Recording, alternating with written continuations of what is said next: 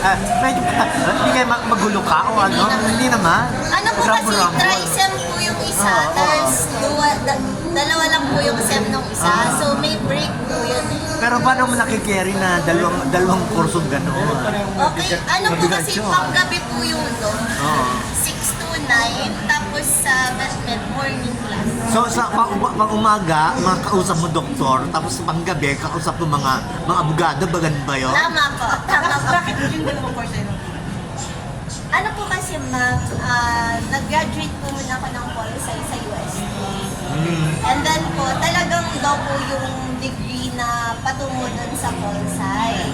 Kaya lang po, habang estudyante ako ng Poli-Sci, nagtayo po ako ng business na veterinary medicine. Okay. okay? So, pag nandun po kayo sa business na yon, syempre po may mga mahirap magpasunod ng doktor kung ikaw yung boss, kung wala kang alam. Tapos kung may mga owners naman na mag-complain or may mga questions, so pag hindi ka knowledgeable dun sa field, then it's very hard for you to defend yung stand ng mga doctors mo. Kung tama ba sila or minsan kasi you have to strike a balance between yung gusto ng client and then kung boss ka, yung protection mo naman sa employees mo. So para maging truthful ka sa both clients and your doctors, dapat po alam niyo po yung ginagawa. Pero sa dalawang kurso, ano ang mas matimbang sa'yo? Parehas ko na po minahal. Wow. Yung both. Kasi yung business ko po is already 11 years. So since I was a full-size student in UST, ano ko na po siya, business ko na siya.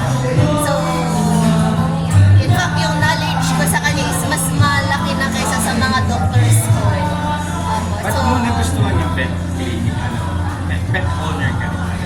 100 po ang alaga ko. Gano'n. So mix, may ibon, may rabbit, may So ano dog, siya? Para nasa sanctuary siya? parang nasa zoo po. Saan yung bahay na yan? Saan yung parang sulay yan?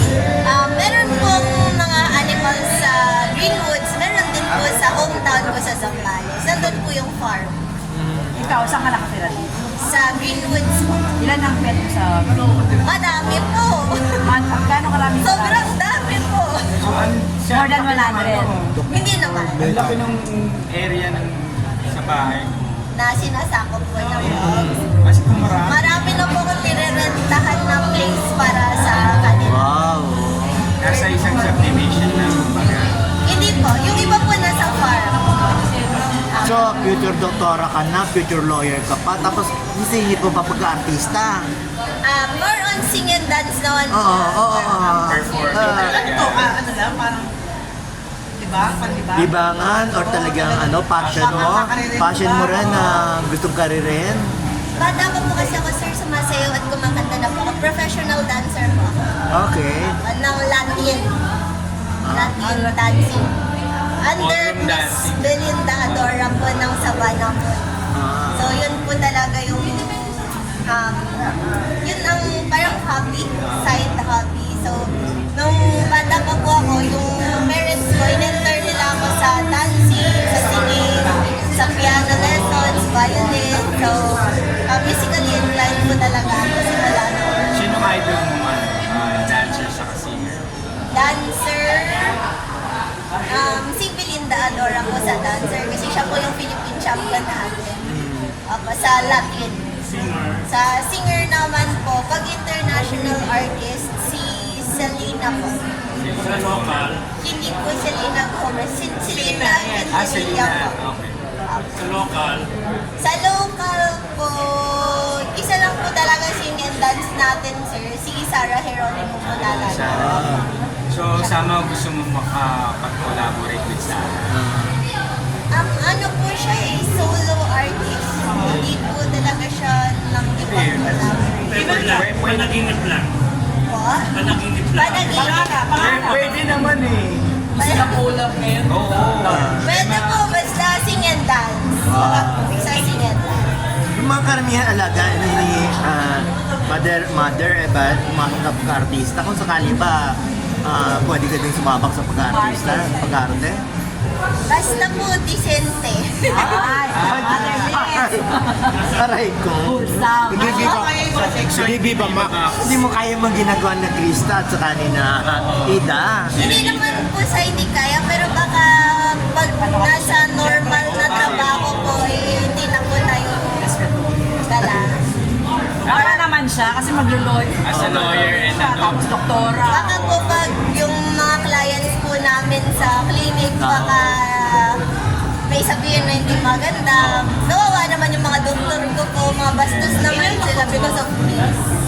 Ngayon po, 13 po, kasi dalawa po yung clinic. Bretton Woods Veterinary Clinic, Bretton Woods Veterinary Clinic, and Animals Medical Center. Yung Bretton Woods po sa Quezon City, along E. Rodriguez, hospital po siya. Sa Animals Medical Center naman po, clinic po siya. Sa loob ng Greenwoods Executive Village, subdivision.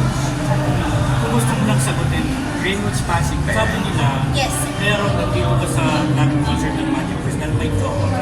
Hindi ba namamatay ko sa system? Wala! Wala talaga. Mga friends ko po sila. Opo. Sino yung pinaka-close mo sa kanila? Sa Magic? Lahat po, lahat. Same lang po lahat. Pero kung sakali naman, wala, posible ba na may love ka sa mga, isa sa mga match? Hindi po. Ay, hindi posible. Hindi posible. Hanggang kaibigan lang talaga. Opo, kasi masisira po yung work namin. Kawawa naman si manager po namin kasi ang laki po ng in-invest niyang time and effort, tapos pagtitiwala. Tapos mahirap po yun pag may tampuhan, away, so Apektuhan yung trabaho. Opo, nakikita po yun sa stage, hindi na po masasaya yung face namin. So, imbis na selfless yung performance, ang inisip namin kung paano magpasaya ng ibang tao, magiging selfish po kasi iniisip namin sa isip namin yung away. Wag naman po ganun siguro. Pero in real life, may boyfriend ka. Boyfriend po, maraming nanliligaw.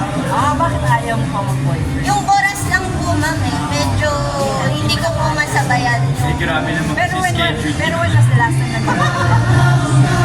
college pol sci days po. Tapos hindi ka na nag-boyfriend? Medyo mahirap po kasi pag may iba siya, sabihin niya kasi walang time, so nagiging kasalanan ko yung mali. So, mag-ano na lang po, settled na lang po lahat. Pero alam mo sa showbiz, maraming gusto, di ba? Kahit sa Magic Fest may Oo. Hindi po talaga. That focus po tayo. Talagang ano. May respeto po dapat talaga. Tsaka may mga ano po rin may mga before they entered, may mga partners din sila na dapat i-respect ko rin yun.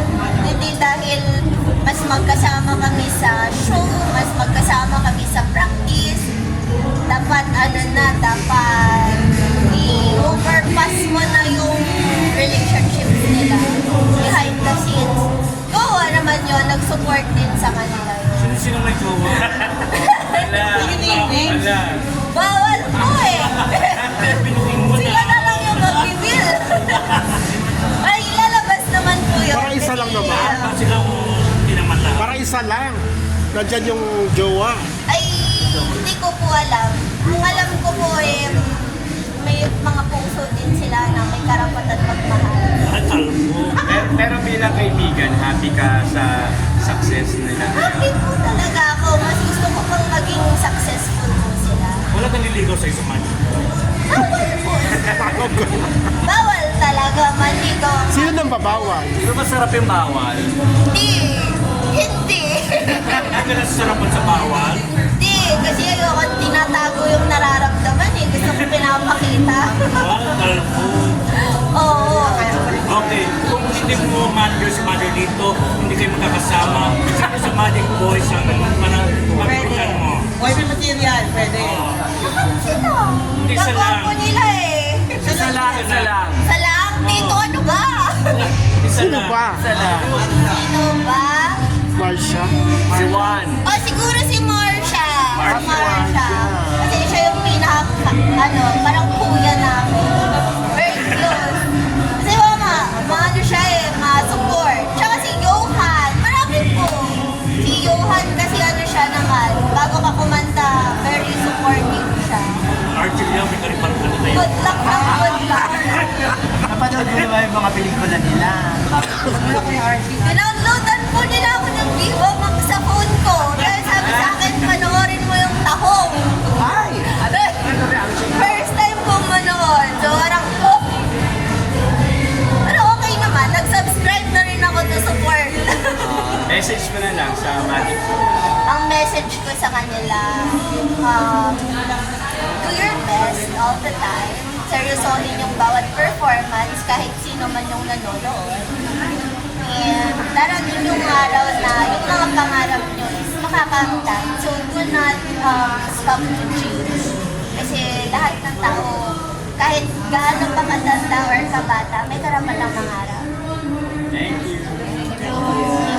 Miss Megan, Ilan taong ka na? Ilan taong ka na? 30. Di sa hospital. Miss Megan, naisip mo ba na after this, baka sa bigger venue kayo mag-show? Oo! Siyempre, dapat ang goal is malaki. Hindi pwede yung maliit. Kasi mangangarap ka na lang ng malaki na. Saan kaya?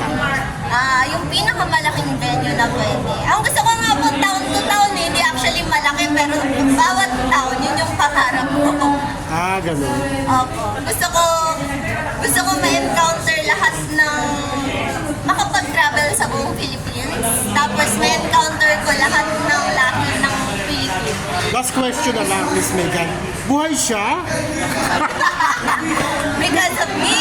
Nabuhay siya? Because of me! Natandaan pa lang. Tinurukan mo ako niya ng ano. Talaga? Megan Marie po. Megan Marie, ano? Shinyu. French po yun. Bumuhay sa akin. Megan Marie Shinyu. Yes. Tinurukan niya ako ng inalibi kasi no.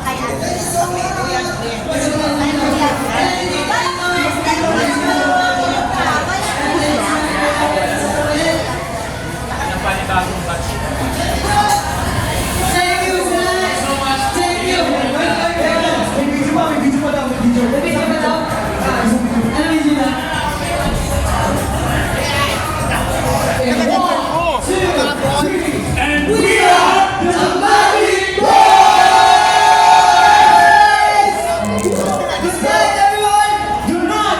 Ka nag-interview?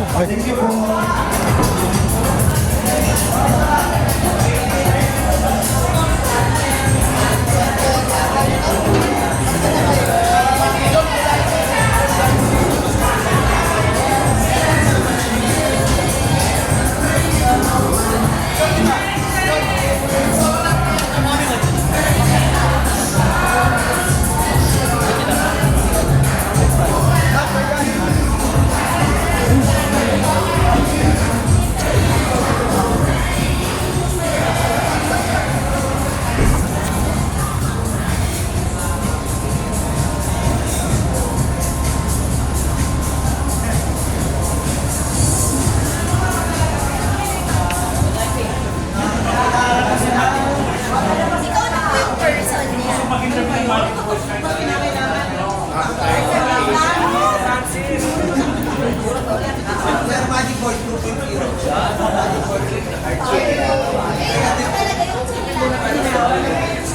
Wala na. Mas maganda nga yun. Ano lang ako may Yun, ang mahirap ang maraming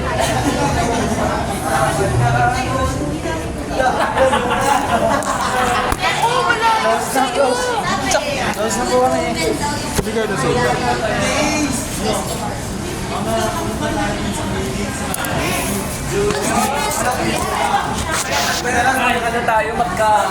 Lalabas ng Magic Boys.